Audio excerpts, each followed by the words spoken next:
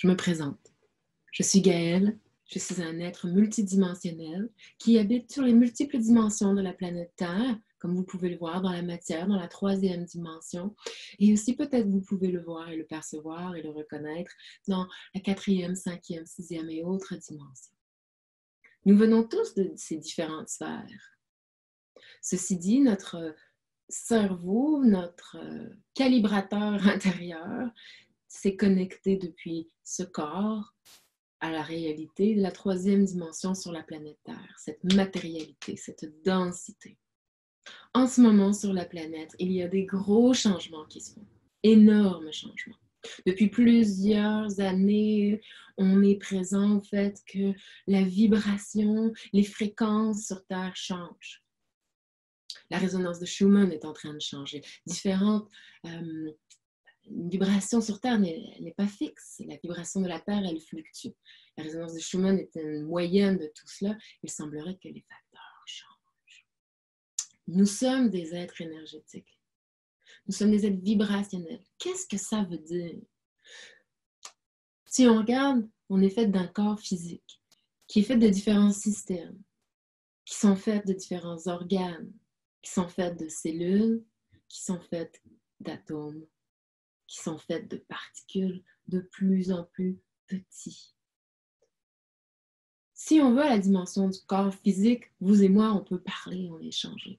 Si on va au niveau des organes, ces organes-là, ils communiquent, ils échangent. Ce ne sont pas les mêmes sphères de communication, ce ne sont pas les mêmes fonctions, ce ne sont pas les mêmes nécessités. Et donc, si on descend et on continue au niveau cellulaire, il y a aussi un échange et une communication. Et au niveau de l'atome, il y a un échange et une communication.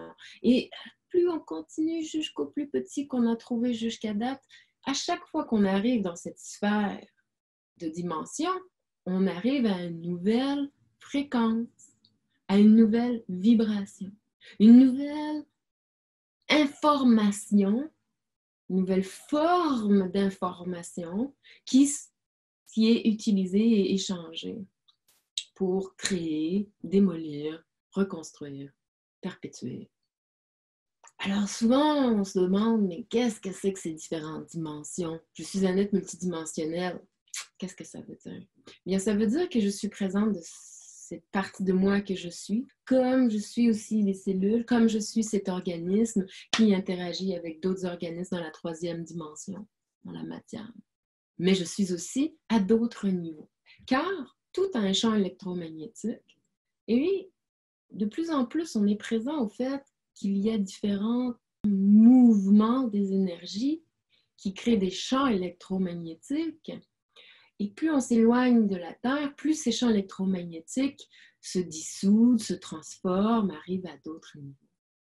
Donc, à chacun de ces couches de densité, naviguent et communiquent différents types d'informations.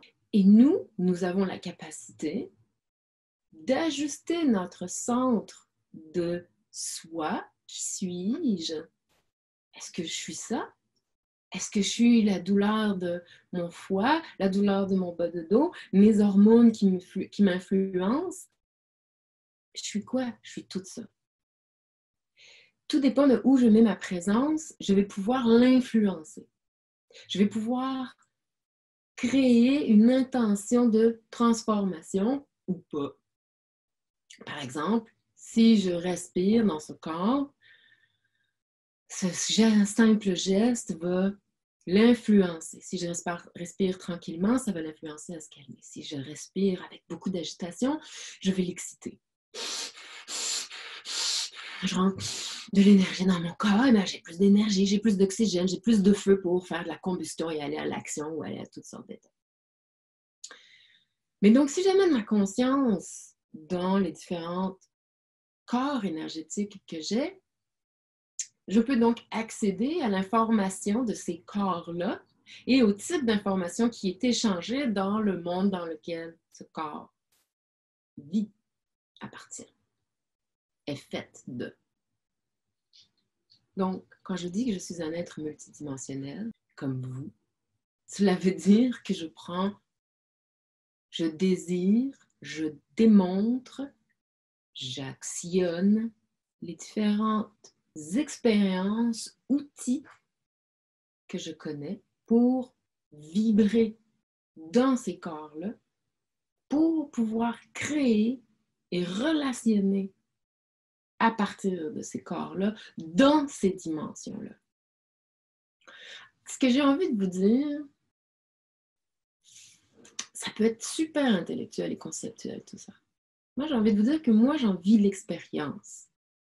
J'ai envie de vous décrire un petit peu vite, vite, comment j'en ai créé cette expérience-là. Déjà, premièrement, comme je vous disais tantôt, plus ça avance dans cette vie-ci, plus mon éveil se fait, plus je réalise que tout a vraiment été placé par moi-même dans ces d'autres dimensions-là, avec mes alliés, pour, dès ma naissance, baigner dans un monde qui me permettrait de rester ouverte à tout cela. Car on est tous super ouverts à tout ça, tellement ouverts à tout, on pourrait être dans n'importe quelle dimension, mais les premières années, qu'est-ce qu'on fait? C'est qu'on s'ajuste à cette dimension-là. On vient chercher le ton de notre corps ici, la tonalité qui nous garde dans cette réalité. Puis ensuite, on a toutes sortes de sens, mais ici, on en a juste 5 dans nos corps et on apprend à calibrer qu'est-ce que nos sens nous indiquent et comment les gens autour de nous, eux, les utilisent, comment ils syntonisent les informations ensemble pour créer une réalité. On organise des bouts qui sont séparés ensemble, on crée des liens et ça, on se dit, voici une réalité solide. Alors que de plus en plus, on le sait, chaque chose est une particule qui bouge ou peut être une vague qui ondule, tout dépend de comment on le regarde. Ça devient de plus en plus évident qu'il n'y a pas une perspective, je n'ai pas la vérité. Je suis une partie du prisme qui connecte à tous les éléments. Pour pouvoir toucher à une unité plus globale, il faut comme arriver à un niveau plus large qui vient pouvoir prendre tous ces morceaux-là ensemble. Mais si on se met dans certaines dimensions plus petites, on est fragmenté. Plus on rentre dans les dimensions plus grandes, plus on est unifié. Et donc, dans mon enfance, moi j'ai grandi avec une mère qui avait une maladie mentale, peu d'autres personnes, mes grands-parents, etc. Mais le fait que ma mère avait une maladie mentale et que j'ai passé beaucoup de temps avec elle, sa maladie mentale a fait en sorte que il ne fallait pas absolument que j'aille au foot, que j'aille au piano, que j'aille faire toutes ces choses-là. Je n'ai pas été forcée à imbiber de contexte et concept sociétal de qu'est-ce qui est bon ou pas bon. Mon monde à la maison qui m'a éduquée à qu'est-ce qui est bon et pas bon était une femme qui avait un champ électromagnétique vraiment chaotique.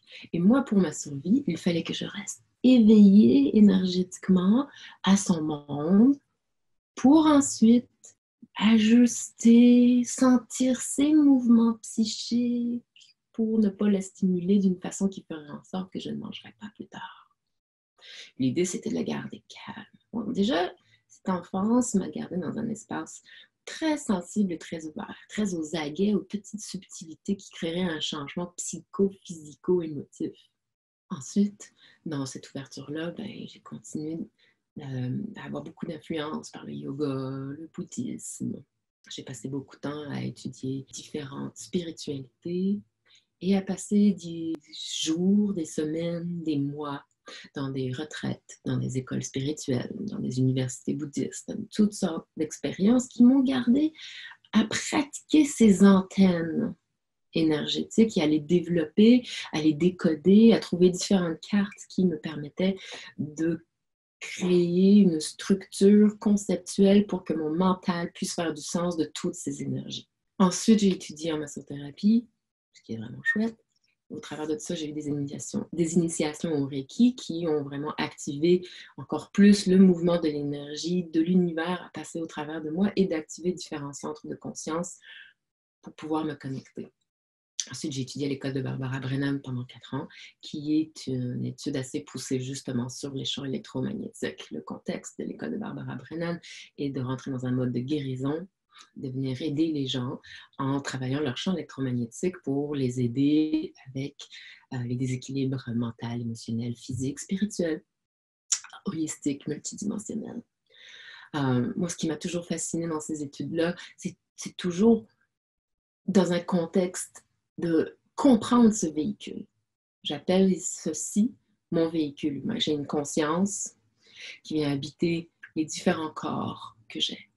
Ces études m'ont permis de comprendre ces différents corps, comment les différentes écoles ont eu différentes perspectives, différents noms, les tweaks avec différentes petites subtilités. Alors moi, je ne dis pas du tout que j'ai la vérité, que j'ai étudié avec ceux qui la connaissent. Au contraire, ce que j'ai, moi, c'est juste plein de morceaux d'informations qui collent ensemble, qui ont créé du savoir et de l'expérience en moi, des tests qui confirment encore et encore que ça fonctionne. Qu'est-ce qui fonctionne? Les maps que j'ai saisies, que j'ai mis ensemble. Et moi, j'aimerais tellement ça. Trouver les mots, les exercices qui vont t'allumer pour que toi aussi, tu prennes possession de tes corps et de ta multidimensionnalité. C'est le temps. Peut-être même qu'on est en retard. À l'intérieur de moi, je rigole parce que à certains niveaux, on est peut-être à temps ou en retard ou à l'avance. Mais dans un certain niveau, il n'y en a pas de temps et tout est déjà parfait. C'est un espace intéressant. Dans la troisième dimension, on est beaucoup dans la dualité, le bien, le pas bien, le féminin, le masculin. Je ne veux pas dire que le bien est féminin et le masculin est pas bien. C'est pas ça du tout que je veux dire. Cette dualité, le chaud, le froid. Mais quand on rentre dans des sphères un petit peu plus larges, cette dualité, elle est moins évidente. Pour ça que moi, je me considère non-genrée. J'ai un corps de femme, mais j'aime pénétrer. J'ai un esprit accueillant et j'aime aller dans l'action. Je parle pas d'hommes et de femmes, mais bien d'énergie masculine et féminine. Quand on rentre dans les autres sphères d'être, on reconnaît qu'une expérience difficile est peut-être tellement importante et amène tellement de cadeaux. Alors, oui, on passe peut-être dans des temps difficiles et Chris, on n'a rien vu encore. On n'a rien vu, mais moi, peut-être toi aussi, tu le sens, c'est rough, c'est dur, il y en a-tu de la souffrance sur la planète? Et c'est important d'avoir la compassion de sentir cette souffrance. C'est aussi important de savoir qu'on est prêt à s'éveiller aux aspects de nous où cette dualité, où la souffrance nous rapproche de la mort, ou du désir de la mort, ou du désespoir, d'un grand trou noir. Il existe d'autres sphères où la séparation que nous vivons ici est moins forte. On se connaît plus dans l'unité.